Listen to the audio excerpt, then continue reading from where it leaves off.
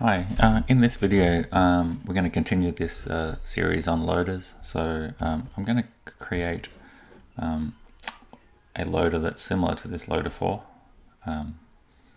So just a couple of arcs spinning around the circle. So let me go ahead and create a new element, loader 4.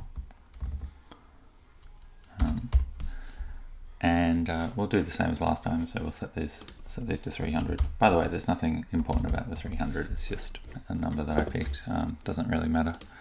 And in here we'll just replace what we had there as loader 5 with loader 4. Now I've already gone ahead and in Sketch I've just created the asset that we want. Can actually technically do this in Sketch, but in Zing you can actually create something like this, but it's a more advanced technique, and I think it's probably easier if we start out by using a PNG that we create in Sketch. So let me just export this. I think I did. That's right, I called it animations. Okay, let me export it again. Okay, so now yeah, I've saved it out to the right location. Let's go ahead and jump into here. So this should be pretty straightforward. I'll set this to transparent, and we'll create a new image in here, and the source of the image is this path here. So images /spinner.png. Okay, and there we go. Let's anchor this in the center, and we'll call this spinner. Okay, cool. So we're actually almost done. So on start, we're going to run an animation, and let's create that animation.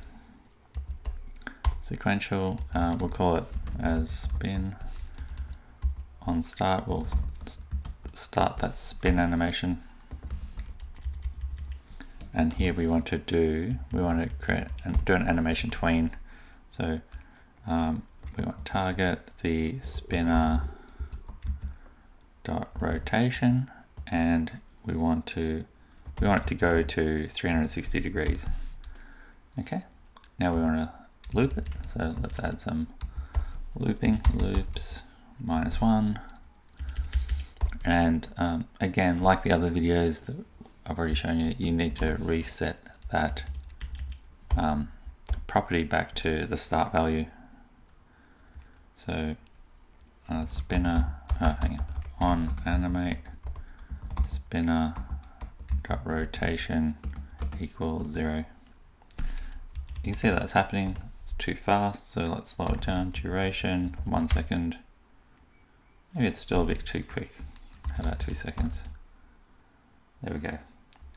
And you'll notice that that's white and all the other loaders were green. So given that this is an image and it's transparent and it just has a few opaque, those arcs are opaque, what you can do with this is we could actually go back to Sketch and we could export these as green, but there's a much neater way to do that, and that is using with effect tint, and here we can just set the color, so we can use tint color green, and now you can see that we've tinted that image to be green. Okay, so that'll do for that one.